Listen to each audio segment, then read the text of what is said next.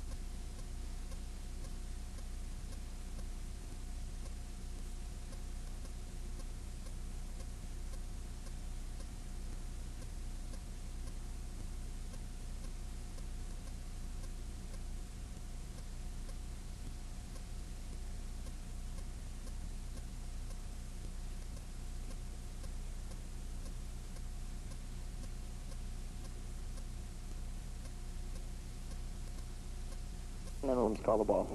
Hornet ball, 4-0. Roger ball, 30 knots. On glide slope. Little lined up left.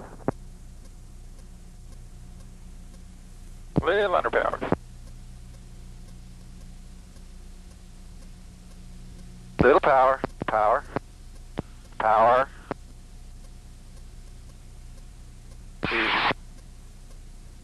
Dragon 507 left, 1 down, 1 heading 160, take engines 1.2 and dirty up. 160, 1 point. 06 is up, level Angels 3. 940. 507 left, 2, 1 mile, slightly above, slightly right.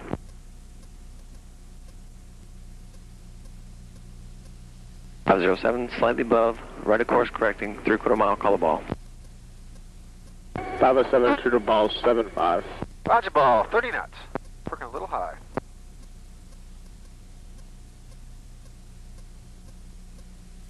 A little fast. Little power back on. Power.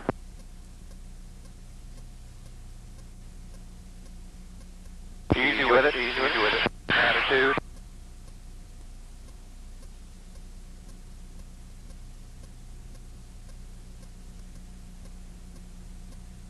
406, 2.5 miles, lock on, clear needles. Negative needles. 406, check your wing lights, please. 406, fly the bullseye, mode 3, back up. Slightly above, glide path, slightly right of course correcting.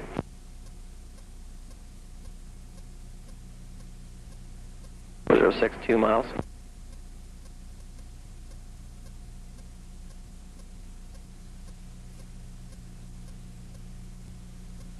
406, mile and a half, slightly above glide path, coming down on course.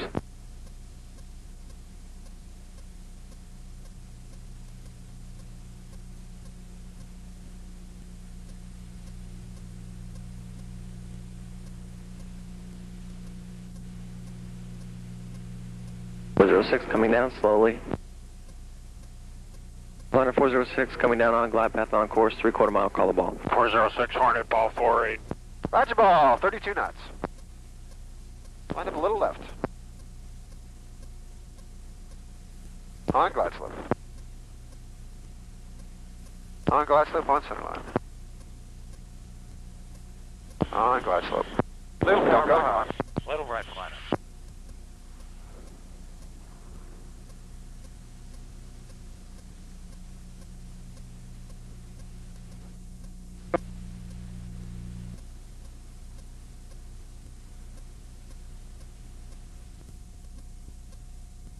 On glide slope. On glide slope. On glide slope. Little power. Power. Power. Power.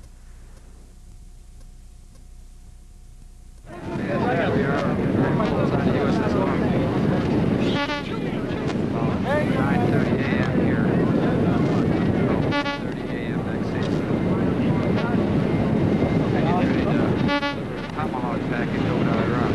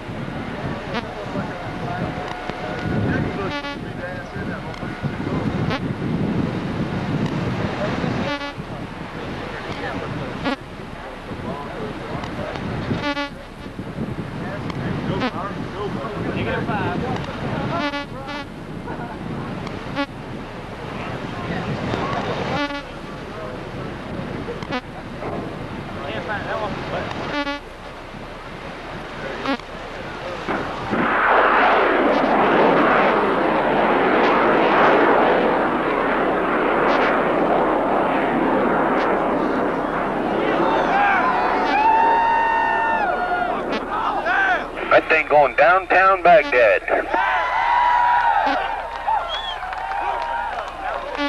last shot was out of the forward launcher. This one's coming out of the aft launcher. It's going to be blurry because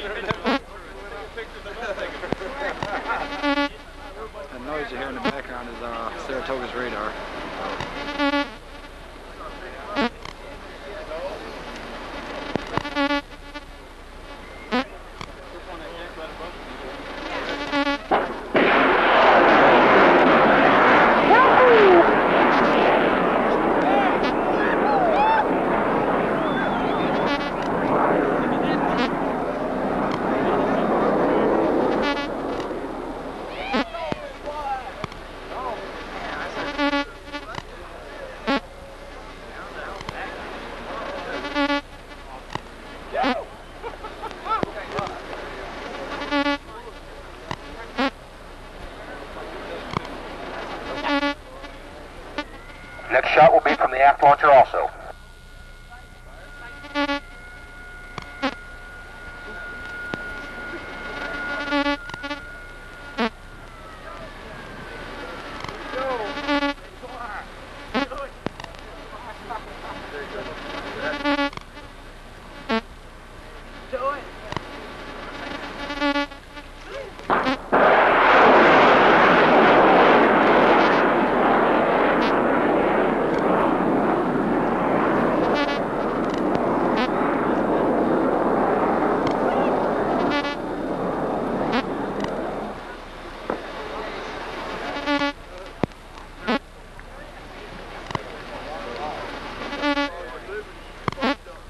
These gentlemen for the BTs.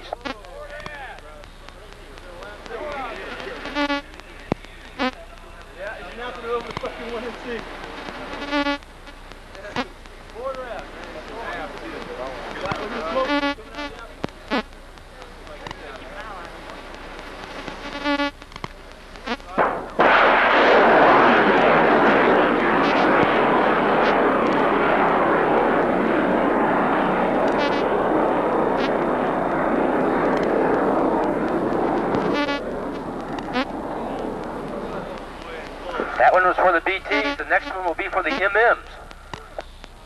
There it goes.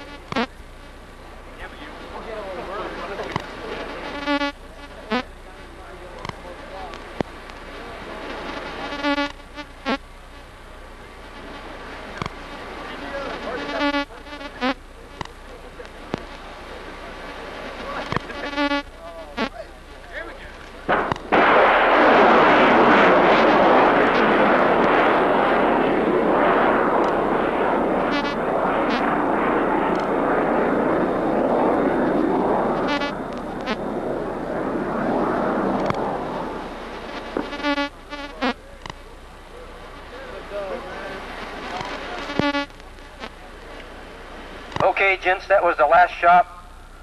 About an hour from now, there'll be some surprises downtown Baghdad. Great day,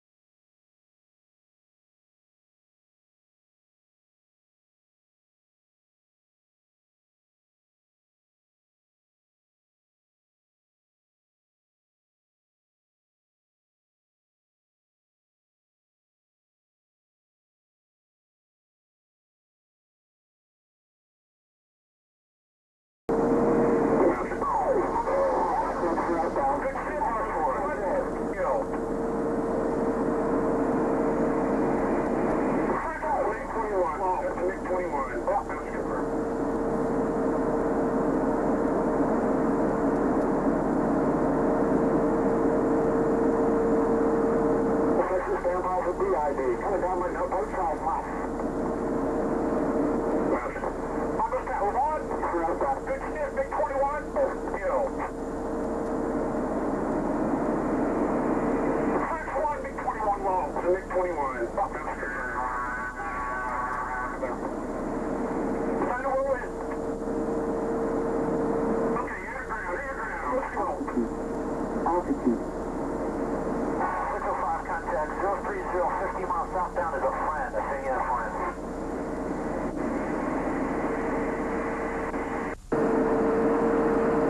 Section stand by for BID. Coming down my outside left. Understand, we're on. Good sniff, Big 21. Kill. 6-1, Big 21 low. Big 21. Fuck that. Time to roll in. Okay, airground. Let's go. Altitude. 605 contact, 030, 50 miles southbound is a friend. I say yeah, friend.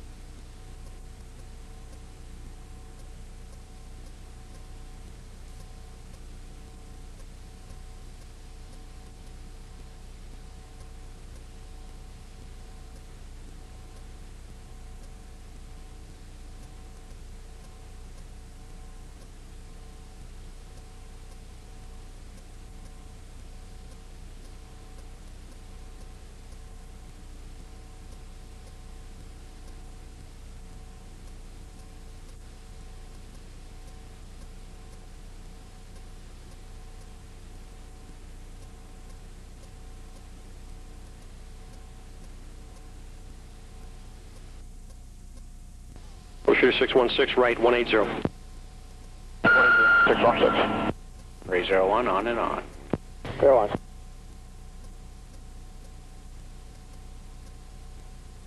Warbird at 301, on glide path and on course. 3/4 mile, call the ball.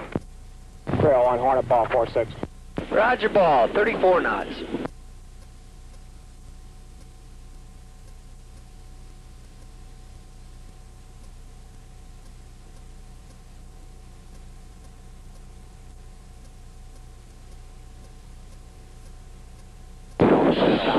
Power. 610, right, 110. 110, 610.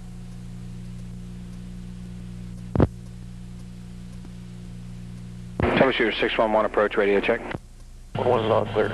Loud and clear.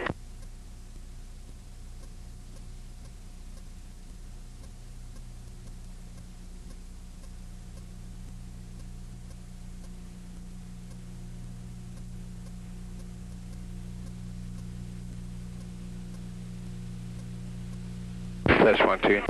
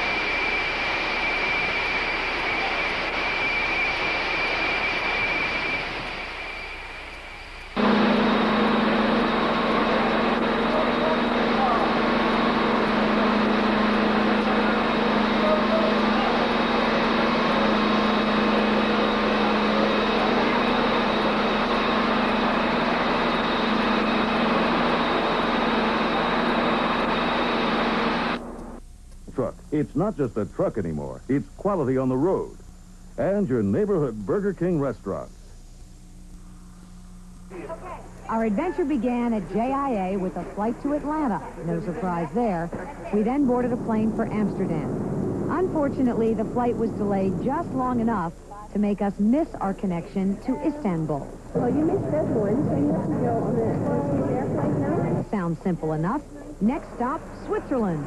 Zurich is quite beautiful, but freezing this time of year. You know, Zurich wasn't on the itinerary. Nobody told me this transfer. No. Soon we're on our way to Istanbul, Turkey. Our luggage, however, was not. Our 3-hour layover gave it just enough time to catch up with us.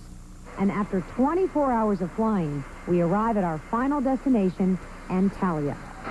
We're here! Our exhaustion turned to exhilaration when we finally saw the Saratoga, the Super Sara that would be our floating home away from home for the next 5 days. I could never have imagined what was in store for us. We took so many pictures, talked to so many people, and each night I tried to collect my thoughts in my Saratoga diary. Tonight, it is my pleasure to share it with you. Hello, I'm Deborah Gianoulis. My 5 days at sea were unlike any other 5 days in my life. It was my privilege to watch our Navy men at work, to share a holiday away from home, and to get to know as friends men who may soon go to war. I have so much to tell you, so much to show you about life at sea. The Saratoga crew is dedicated, proud of their Navy and their country. They want to be there. They enjoy it. The 6,000 men who have spent the past 5 months on the Saratoga don't know when they'll be home again, and they don't dwell on it. They live life one day at a time.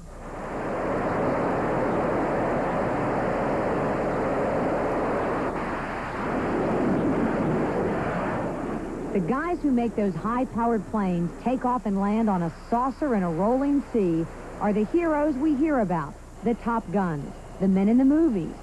But there are a slew of men behind the scenes who bring the high drama to the carrier deck. I'm amazed every time a ship gets underway. You think about the thousands and thousands of people that have to flip the switches and turn the dials and adjust the valves to make this thing move. It's an amazing operation to me.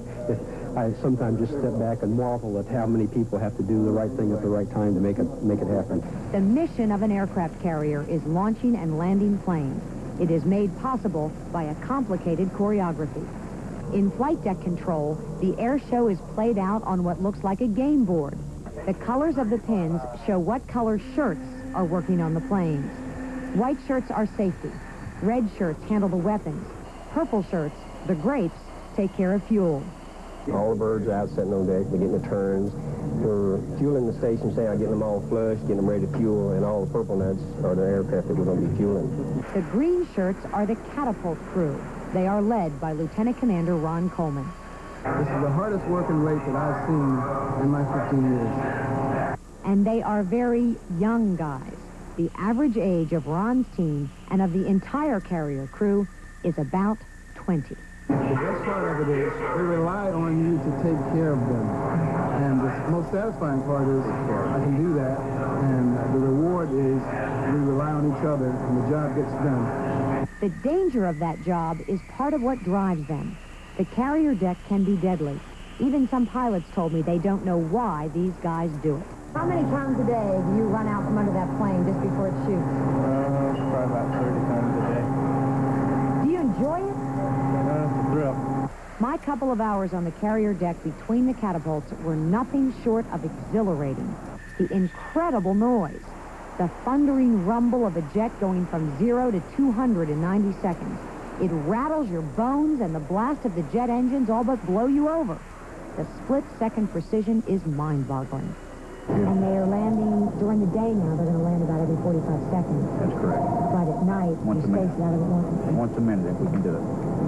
The intensity increases dramatically when the daylight disappears.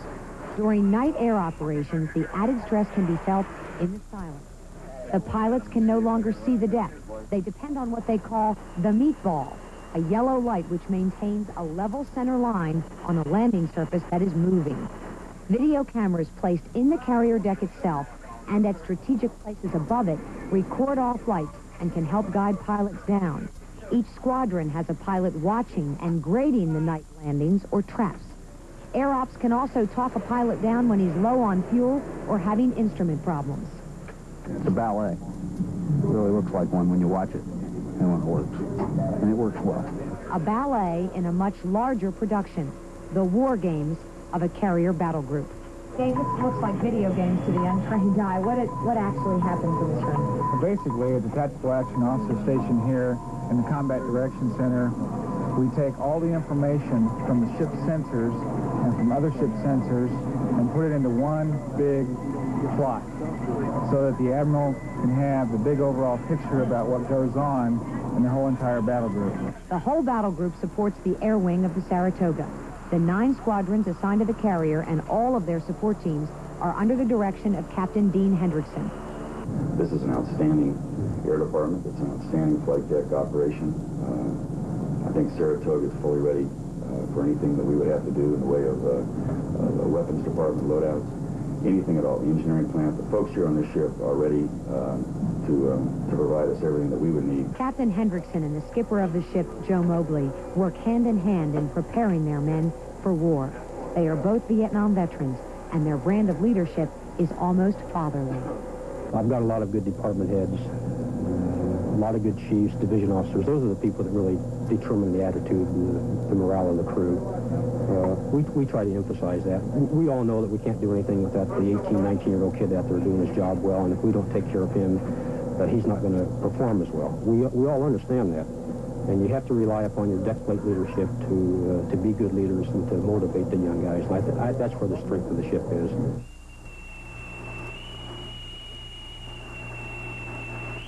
Leadership is what makes the Navy work, especially in the intense environment at sea. Change of command ceremonies are a Navy custom, a tradition which mandates the public reading of official orders. There are no dress whites at sea. As soon as the ceremony is over, it is back to work. Report to Commanding Officer, Helicopter Annex Submarine Squadron 3, consider your lead. Report to immediate superior in command, J.M. Deborah, Vice Admiral, U.S. Navy. Today, Thomas Darcy is being relieved by Joseph Avaduti as commander of Helicopter Anti-Submarine Squadron 3, based at Cecil Field. This is without a doubt the finest HS squadron that I have ever sailed with. I have never seen a squadron that day in and day out is so professional in everything you do. In front of his superiors and his colleagues, Avaduti had a long-distance message. I'd like to thank one special person. I'd like to recognize my wife, Carol, and thank her for all support she provided throughout the years. After the ceremony, Avaduti told me this was the most important milestone in his military career, and the only one his wife, Carol, wasn't there to share.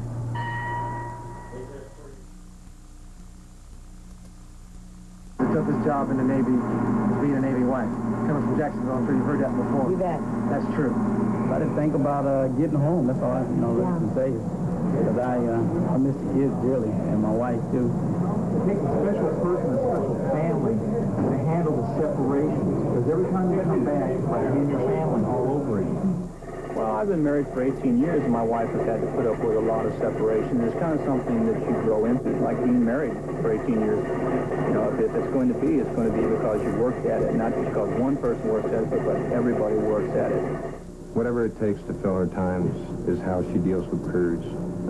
The hardest part right now is just not knowing when we're going to come home. So our families are going through something that many of them have been through before. Just a little bit more potential for hostilities. The sea may separate Saratoga crewman Brian Fox and his wife Patty, but they have managed to make it with some special messages. 2 nights before I left for my trip aboard the aircraft carrier, there was a surprise birthday party for Patty here at home, orchestrated by her husband so far away. On December 13th, we did a story about the party. Brian had written local singer Rick Steele. He asked Steele to get his wife together with other Saratoga wives to wish her a happy birthday. Patricia was turning 22, and it was her first birthday apart from Brian during the 5 years they've been married. They have 3 children, and the baby, Matthew, was just 10 days old when her husband shipped out. Brian asked his friend to read a poem he wrote just for Patty. I want to present to you the original letter that he wrote me, and I'd like you to come up here. While on the Saratoga, I looked up that romantic husband and brought the tape for him to watch. The Navy has taken me so far away, and I want you to know that I'll never stray. The golden band on my finger is more important to me than any pleasure I could find between here and Italy. For though we're so very far apart, you and the kids are near and dear to my heart. I know I have a job to do, leaving you behind just doesn't seem right. I wish this world wasn't crazy and no one had to fight. I thank God above each night as I pray for bringing you into my life and allowing you to stay. I know no other woman I'd rather be with. There are many lovely women, but I know I found the best. I'm proud of you, honey. You got it tougher than me. You have a family to raise while I just sit here at sea. To sum it all up, I love you more than I could ever say in songs and poems or in any other way. Brian Fox. Brian had a message to send back to his wife and 3 little boys. I love you, miss you. I'll be home in early February. Take care of the kids. I'll see you soon. I love you, I miss you, and thank you so much for this party. I only wish you could be here for it. Hey, Jess, we love you, and we just got one message for you. First of all, we're praying for you, and the message is that we're looking for that job, and we're thinking big. Vote for Jesse for president! Another long-distance reunion we helped make possible was one between Jesse Boyette and his family in Clay County. You might remember this scene. The family was one of so many taking advantage of Channel 4's traditional taping of holiday messages that we call Hi Daddy. We were touched by the family's togetherness and good humor. They certainly had a memorable message. He seemed touched by their show of affection. His squadron buddies thought it was a riot, and Jesse was a bit embarrassed by the attention, but wanted to send a message back home. Hi, babe. I just want to say hello, Merry Christmas, and that I love you, and tell Josh I'll be home soon to play ball with him. And thanks for the video. It was real funny. Bye-bye. While the men may get lonely at sea, they are certainly not alone. The camaraderie of this group of avionics maintenance men from Cecil Field's VS-30 is typical. You must make a lot of friends. I mean, the guys that you work with must become pretty important to you. Except for him? You have no choice. This is your family. So the cruise is going as well as can be expected? I mean... Sure. How do families, deal with the separation? I mean, Well, I've got 3 boys, and in fact, I just got a tape today. I was just watching it, and every 10 seconds, I have 3 boys, and they're tearing up the house, and just wait, Bill, when you get back, this is all going to be yours. I'm going to the mall. I'm like, that's fine. Just stay happy, whatever it takes, that's fine. Because it's very hard. is it fair to ask the question, who are deployments harder on, the families back home? Or Families back home. Unanimous. With our lives, all we have to take care of is ourselves. We're fed. The clothes get done. Everything is very, well, most of the time, very systematic. Where back home, the car breaks, the pipes leak, or the roof leaks, or whatever. There's a lot more variables. What is the adjustment period like when you get home and your wife's been used to handling everything by herself and raising the kids by herself? To say honestly, I'm scared because I'm used to taking charge when I get home. So I have to pull in the reins a little bit. Sleep a lot. They become very independent while you're gone. Is that good, though? I mean, it's the only way they're going to make it. It's good to know that she can do it. Yeah. And it helps back home to know the men are in good spirits. You got to have a sense of humor around here. And I think that's what makes it, easier for everybody. Because when something does stressful come out, it just brings out the comedy more. Laugh or cry, right? Basically, it really is. Guys, we got a camera here if you want to all get together and maybe send a message back to Jacksonville. Oh, now you're trying to work.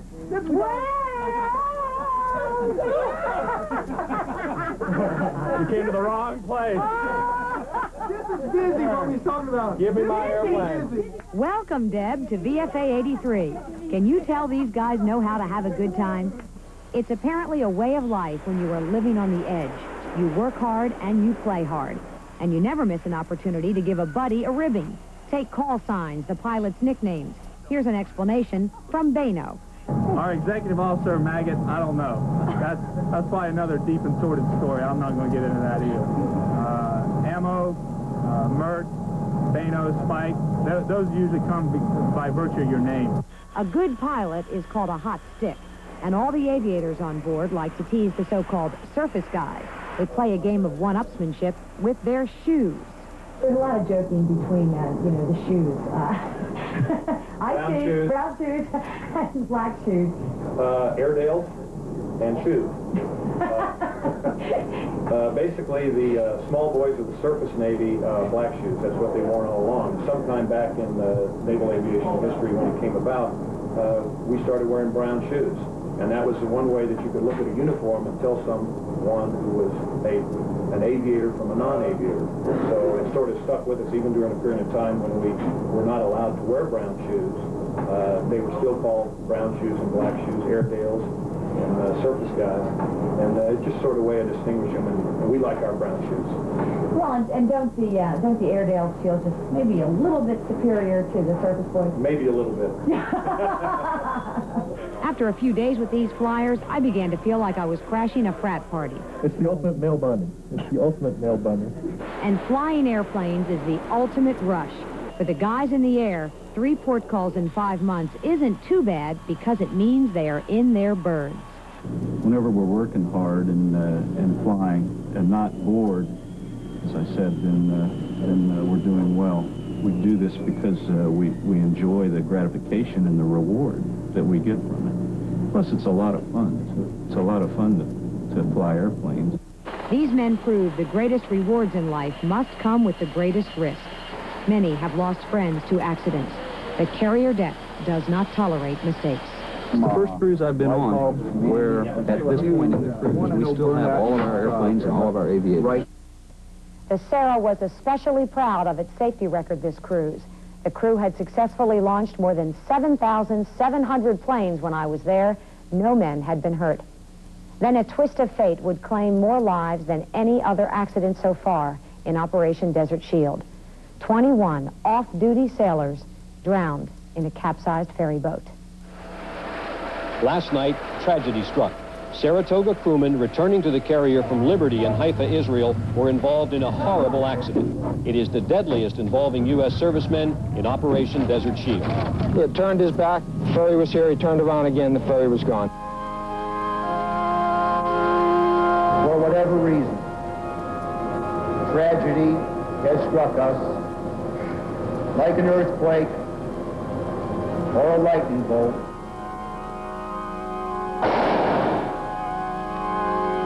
The unanticipated tragedy on a boat in Haifa Harbor has refocused us this Christmas. The loss is immense.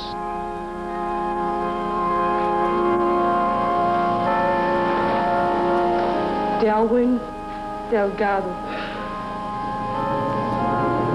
Michael L. Bellevue, AIVCR. They have honored their families. They have witnessed their fidelity to our nation. They have presented themselves before your grace in pursuit of peace. Blessed are the peacemakers, for they shall be called the sons of God. Amen.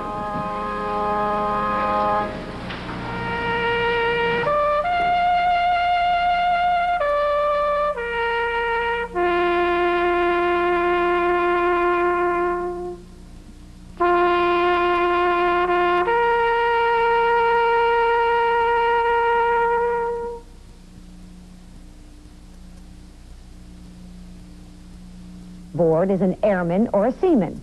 But for some 6,000 men to spend months at a time there, airmen and seamen have to be janitors, cooks, clerks, dry cleaners. Just about any job people do in civilian life, somebody has to do on the ship. Nobody on the Saratoga would be doing anything or going anywhere without the men who work the boiler room. The Sara is steam-powered. Here on the 7th deck below sea level, the temperature often tops 100 degrees. but the men tell me they like their work. We're pretty much the heart of the ship. The ship can't go unless we're steaming down there. So we keep it going. Engineering covers a lot of territory on the Sara. The department is responsible for propulsion, for turning seawater into fresh water, 240,000 gallons a day, for the electricity which drives the war machines upstairs. Engineering keeps the phones working too. With so few pleasures in life available at sea, chow is a priority. Is that meat stew? This is beef sukiyaki. The men who work in the ship's numerous kitchens prepare as many as 24,000 meals a day. 4 meals a day for some 6,000 sailors. The laundry goes round the clock, 680 bags a day. Do root canals and fillings in these operatories. The tooth fairy, that's navalese for dentist, is available on the Sara. In fact, the dentist here sees sailors from throughout the battle group. The same is true for the ship's hospital. Any sailor sick or injured in the battle group will be treated on the Sara. The carrier has a doc in the box, too. Sick call handles routine sprains and runny noses. And we're not nearly the biggest department on the ship. What I have is some very talented people. The commanding officer of Aircraft Intermediate Maintenance, AIMD, couldn't say enough about how hard his guys work and how critical their work is. They do everything from repair 7 different jet engines to change tires. For the F-14s and F-18s, that means new tires every 35 to 45 landings. Couldn't keep flying those planes if you guys weren't here to No, they wouldn't their tires. They wouldn't have anything to land on if it wasn't for the tire shop. All of the maintenance shops are amazingly clean, evidence of the terrific pride these men have in their work. The men are primarily mechanics, but some of their work is so technical, their boss says they could be rocket scientists. You'd probably make more money in civilian life. Why do you say the Navy? Because of further my training, I keep getting more and more training as they go along, and Navy's probably taught me 2 or 3 careers now, and maybe before time's over, I might learn another career. Plus, you know, the serving your country. The tin benders, as they call themselves, manufacture parts and fittings the Sara's machinery needs to keep running. It's easy to lose track of days and nights in a place without windows, but weather is critical for sailing and flying. We have a crew of 15. And you staff around the clock? Yes, we work 24 hours around the clock, 24 hours in port. The Saratoga is a heavily armed warship. The weapons are handled by the ordnance team. Although there is an incredible amount of explosive power on board, the team also has an incredible safety record. Only one of their men has been hurt in the last 26 years. The intensity of the work has to be balanced by a bit of recreation. For you mall walkers, yes, the Sara has a mall, or should we say an oversized closet full of t-shirts, hats, patches, and staples like toothpaste and film. Every good city has a little recreation.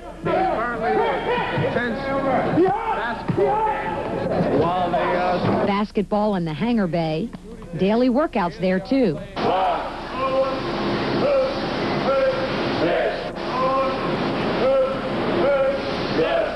Stationary bikes wherever they will fit.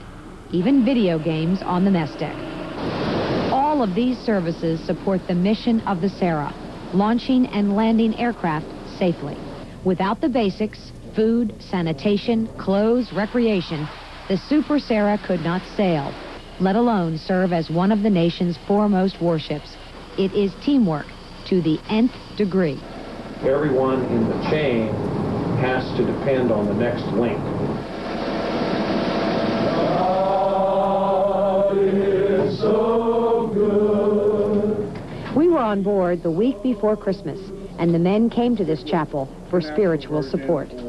Direct our thoughts, unstop our ears, open up our hearts and our minds that we may receive the truth from your word. With the threat of war getting closer, the men come together to participate in prayerful discussion. Do your best to do what? Present yourself to God as one approved. As one approved. God is so good. Pastor Henry Nixon led the men in song. On board the Saratoga, there are daily church services, Catholic masses, and prayer meetings. The traditional Hanukkah songs during this holiday called the Festival of Lights, which lasts for 8 nights. The Jewish sailors aboard the Sara observed it by lighting candles on a holder called the menorah. It's a joyous time of gift-giving, playing games, and eating traditional foods. And we had a super Hanukkah party here on the first night. We had about 23 people up in the forecastle, not the forecastle, up in the forward training hall. We served latkes. We had homemade potato latkes. Oh my gosh! Sauce. Oh yes. I was invited to participate in the service on what was the 7th night of the holiday. The men observed the festival with prayers in both Hebrew and English. Praise God, you are God, King of the universe, who accomplished miracles for our ancestors in ancient days and in our time. After the service, the men ate some of the food they have received from their friends in Jacksonville. We've had cookies from all over America, from Jacksonville congregations and from people all over who've been sending things. We're really grateful for them, so let's enjoy. We have some nice butter cookies. Besides leading the service aboard the Saratoga, Rabbi Maurice Capro travels by helicopter to nearby ships to bring Hanukkah care packages to other Jewish sailors. Worship services at sea help sailors get through a lonely holiday. But this holiday, there is also the threat of war. The sign aboard the USS Philippine Sea seems to say it all. 7 days till Santa, Saddam has less than a month. During our journey on the Saratoga, we had the opportunity to fly over for a visit with the Mayport-based Philippine Sea. The Philippine Sea was anxious to tell us their story. The Aegis cruiser is known for its maneuverability. It can go to full power or come to a complete stop in a mere 90 seconds. During its most recent tour with the Sara in the Red Sea, it boarded more foreign ships than any other Navy vessel, 17 in all, mostly merchant ships, an unusual role for the Navy. First boarding took place about 2 o'clock in the morning. A merchant ship with a 50-foot ladder and the boarding party having to climb up aboard, whether you were in the boat and the boarding party on board the ship or flying the helo. I think everybody was pretty tense that night. The Philippine Sea war dogs, like the Sara sailors, are a proud bunch. Their executive officer, Jim Sanford, told us this is the best crew he has been with in the Navy. So you've got quite an impressive ship here. The central control station looks as state-of-the-art as it is. The Phil Sea is a brand new ship, and its newness is a striking contrast to the Sara. We couldn't help but notice how much fresher the living areas of the ship are. The lighting is much brighter. It's a pleasant environment to live and work in. Like the carrier, the cruiser has been getting lots of mail from home. The ship's officers like to brag about their 2 helos on board, too. They say Detachment 7 from HSL 46 at Mayport has been flying more than any other helicopters in the battle group. Of all the ships in the Saratoga battle group, the one whose primary role is air defense is the USS Philippine Sea. The Sara pilots tell me they feel a lot more secure when the Aegis cruiser is close by. The captain of this ship can be found in the Combat Decision Center, the brains of the battle group, where the ship's high-tech radar and extensive computerized weapon system is up and running at all times. The Philippine Sea has voice communication with the Saratoga on at least 10 different channels. And once they are back together in the Red Sea, the cruiser will be a shadow and a shield for the carrier. That's what we train for our entire careers. We just prepare for this, whatever comes. You know, we prepare for whatever the mission is. Most of the time we come out and just conduct training exercises in anticipation of some future time, but now it seems like a little more imminent possibility of actually having some combat operations. I'd be remiss if I didn't say we were all apprehensive about it. Of course, it's the man in the military, the man on the front lines, that's the one in the most danger if conflict or hostilities break out. And of course, we're the ones that want peace the most. So nobody really likes war, but we got to do what we got to. It's our jobs. You have to be realistic that there is a thought in war and that things aren't going to go exactly as planned. But I think people will operate the way they train.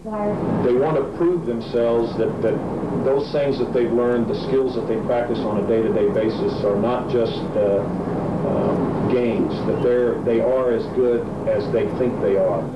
But all these spaces that we see here are capable of holding patients with beds in them. So we have about a 60-bed capability. The hospital aboard the Saratoga is ready for everything, including combat. It is unlike civilian medicine, where doctors are trained to treat the most critical patients first. At sea, the priority is the ship and getting the men back to work. We're prepared for that 24 hours a day. This is all this really is just one tremendous industrial plant. And if it wasn't for the constant supervision for safety and people being safety conscious, we'd have a lot more business. But the young people are really good. Safety department is really good. It works hand in hand. It's just one big tremendous teamwork. The hospital can house up to 60 patients and has a staff of 40. They said a big part of their work is preventive medicine and the treatment of fractures, infections, and colds. There's an intensive care unit and a state-of-the-art emergency room. The staff is also responsible for treating other injured and sick sailors from the battle group. It's kind of like a hotel. You know, it's a hospital hotel. People come and go quite frequently sometimes. But that's part of our job, and that's why we have the larger medical staff. And, of course, there's Fred. Fred used to be a sailor on the Coral Sea, and when she was decommissioned, some of our corpsmen went up there to get a lot of their medical supplies that they weren't going to be using anymore. And Fred just said, hey, I want to come along for the ride. And Fred's really got a lot of Christmas spirit. Oh, yes. Merry Christmas, Jacksonville. Yes. Merry Christmas for the half-mast decks of the USS Saratoga. This is Shop 4 AIMD from the USS Saratoga. And we all want to say, Merry Christmas! This is the world's foremost, finest, famous ground support equipment. I am Ford Base, Department AIMD. Now, jingle bells. 1, 2, 3. Jingle bells, jingle all the way. Oh, what fun it is to ride in a one-horse open sleigh. Hey! We have many more messages from home from our men overseas, and we'll be showing them to you throughout our program. When we come back, we'll walk you through a chow line, meet the Marines, and show you hospitality Sara style. Whoa, whoa!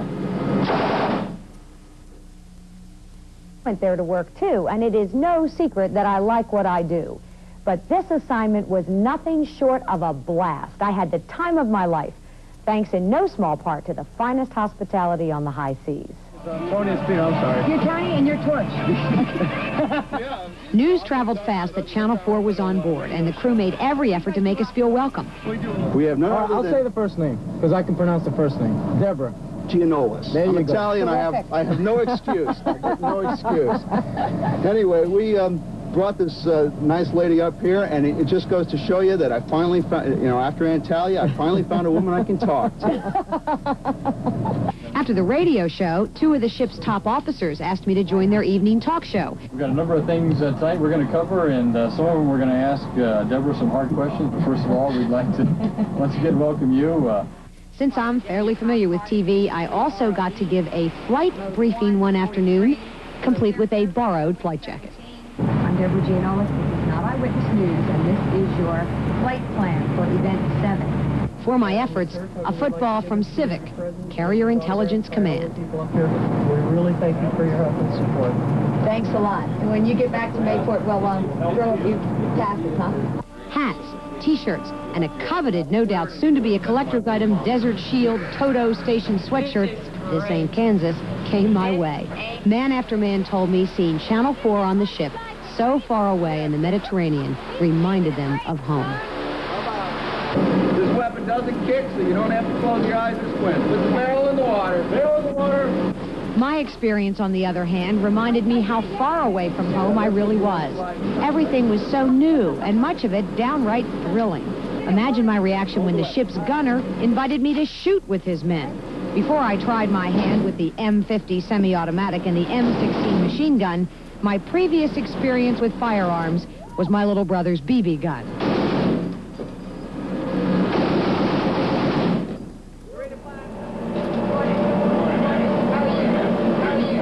These are signs you just don't expect to see on a Navy ship. But the Marines aboard the USS Saratoga work to support the sailors. They wouldn't say exactly how many Marines are on board, but they did say they have enough to get the job done. Do y'all fill out numbers here? fishing? Not really. Not really, sir. No. We just don't let that bother us, man. There's about 100 sailors for every one Marine or so. That's about even odds. I can't get that. No. And every ship needs a few good men. That's right. It's too bad more ships don't have them. After too many years. CV is an interesting life, though. With the Navy, the ship has been outstanding towards us. They've understand that Marines have different requirements, different training requirements. We do things a little differently, and Saratoga has been over backward to understand, and will be real helpful for us. I was given a tour of the Marines' living quarters. Standard living arrangements. We get 6 Marines basically next to each other down here, and they kind of do what they can to make everything as homely. And we've got a Christmas tree up in the corner. Christmas tree. Got their one of the Marines' mothers in their shop. Look at this. 20 or 30 of these camouflage stockings to the various Marines in the area out of Las Vegas. That was real welcome. And there were other signs of the holiday. We've been getting stockings and ornaments and candy and cookies and everything from people all over the place, and it's been outstanding. It kind of almost feels like you're back home, almost. And that tough, serious perception of the Marines, how accurate is it? Yeah, we have a good time, and these Marines are definitely not humorous. Trust me. The Marines wanted to send a message back to you. On behalf of the Marine Detachment Board of USS Saratoga, we'd like to wish family and friends from Jacksonville, Florida, a Merry Christmas and Happy New Year. Merry Christmas, Jacksonville! Whether you're a Marine or a sailor on the Saratoga, you're in the same boat when it comes to Chow. You guys at the end of the line? Yes, ma'am. How long is it going to take you to get Chow? Yes, about 35, 40 more minutes. Is that what you usually wait? Yes, ma'am. Yes, ma'am. 3 meals a day? Yes, ma'am, sure. Boy, that gets old, doesn't it? Oh, yes, ma'am, it does. Can't you try to get to the front of the line next time? We can try, but... You're looking at a line of hundreds of hungry men waiting for their meal. This scene is repeated 3 times a day, breakfast, lunch, and dinner. The line stopped at the top of the stairs and picked up downstairs. Picking it up again. Here it is.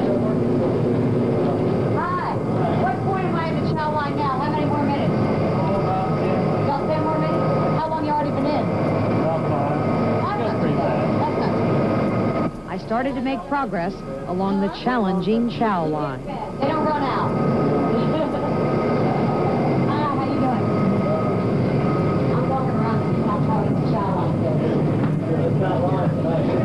This isn't a long line? No. Usually it goes all the way back to Main Bay, too. Wow. Yeah. So this is a pretty decent Chow line, huh? I've waited 40 minutes in Chow line before. When's it worse? Breakfast, lunch, or dinner? It doesn't matter. It really doesn't matter. Not at all. It's not too bad, though. Finally, I made it to the end to see what the Sara was serving.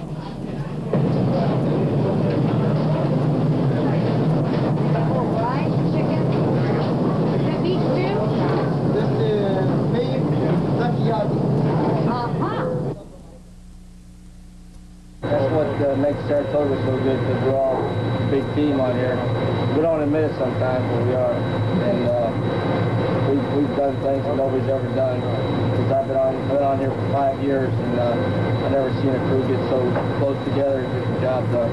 Morale has never been higher. In your department, anyway? Or do you think it's ship-wide? I think it's ship-wide. We get along better than most businesses and seem to have more fun. I think it's because there's more of a feeling of fraternity. We detect them around, we threaten to break their legs. I'm just kidding. I am kidding. Hi, we are some of the shipmates from USS Saratoga from the A&E division. We all would like to wish everyone back home in Jacksonville a Merry Christmas and Happy New Year. We wish we all would be home there with you, but unfortunately, we're not. We wish you a Merry Christmas. We wish you a Merry Christmas. We wish you a Merry Christmas and a Happy New Year. Hey, Carmelina, I miss you. Can't wait to get home. Merry Christmas and a Happy New Year. I'd like to say hello to my family in Jacksonville Beach, and I hope you have a Merry Christmas, and maybe we'll be home soon. Sorry I didn't call you. It's kind of hard to get a hold of you in port. I only had 1 day off, so I'll try calling you next port. Merry Christmas. And we're the famous diamond cutters on board USS Saratoga here at the hub of maintenance control. And we all like to say Merry Christmas and Happy New Year. Hello, we're the Saratoga Medical Department, and we wish you a Merry Christmas. Happy New Year. When we come back, how you are helping morale in the Med. There you go. How is it, Deb? Really lifts their spirits. During my 5 days on the Saratoga last week, the men told me time and time again how much they appreciate your kindness. I was especially touched by the budding relationship between a young lieutenant commander and his Ponte Vedra pen pal. It's been overwhelming. It really has, and I hope everybody who has taken the time to write any Saratoga sailor or specific Saratoga sailors understand that we're doing our best to write you all back. And I've got a few of my own here that I return. My pen pals they mean a lot. They really do. Faithful pen pals. You got one. Now let's. Who are all these letters from? I hope Jane Gilbert in Ponte Vedra Beach. Never got a chance to meet you yet. It won't always be that way. I very much intend on meeting you when I get back. But I love your letters. They're tremendous. They really mean a lot. We've gone from Dear Popeye, when she first wrote me, and closing sincerely to finally with love. We've gotten to be very close friends, and I hope that I mean as much to her as she means to me. And this is someone was just a letter out of the blue, right? She wrote any Saratoga sailor in response to an ad in the local papers back in Jacksonville. And I stumbled on her letter. I wandered on her letter how, I never know. But I wrote saying, thank you for writing any Saratoga sailor. Thank you for your support. She wrote back, I wrote back, and now we're up to about maybe at least one letter a week. How about that? But Jane Gilbert and her husband Paul in Ponte Vedra Beach, I want you to know, at least for one Saratoga sailor, you really made my cruise worthwhile. That's the most important thing, is helping back home. Sure. Letters, cookies, anything like that. Just the contact, keep contact going. You can mail up a letter to your wife, your girlfriend, or your mother, or whoever, but you can't expect a return from that letter for a month, because it's 2 weeks to get there, then they have to reply, and then it's 2 weeks to get back here, and it's, in the meantime, you're just sitting there going, where's my letter? And there's the mail support we get really helps out a lot. Working on the sticks like I do, I see a lot of the mail, and I get bags upon bags of the mail for any sailor. And when I put it out on the sticks, it disappears. It just goes. And I think some of the support from back home also enhances the spirit of a person that's out here doing what he perceives as being in defense of that homeland. And when he feels that homeland is appreciative of his efforts, then I think that he does a better job at it. You know, the letters, the mail been pouring in, the Christmas cards, the packages, brownies, chocolate chip cookies, you know, everything. It all adds up to the fact that the crew feels like they're doing a job that their country wants them to do, and they're therefore enthusiastic about it. By the way, don't send any leftover Christmas cookies. They were swimming in them when I was there. I'll be right back with some final thoughts on our men and their mission. Hi, my name is Seaman Lane, and we're wishing you a Merry Christmas from the Saratoga Launch. Merry Christmas! Merry Christmas! Merry Christmas, FA18 Mig! Hi, from the engineers at USS Saratoga, to all the people in Jacksonville and the United States, Merry Christmas, Happy Hanukkah, Happy New Year, and Happy Holidays. Hi, Sharon. Hi, was not being able to take the men back home with me. They had been constantly in my thoughts. Sometimes my memories make me laugh out loud. Sometimes they make me cry. Not out of sadness, but of pride. I have visited Jacksonville Navy bases hundreds of times over the past 14 years, but I had never before visited our men at sea. When I talked with them about the long separations from family, about maintaining morale over so many months, about the threat of war, they kept getting back to, this is what we do.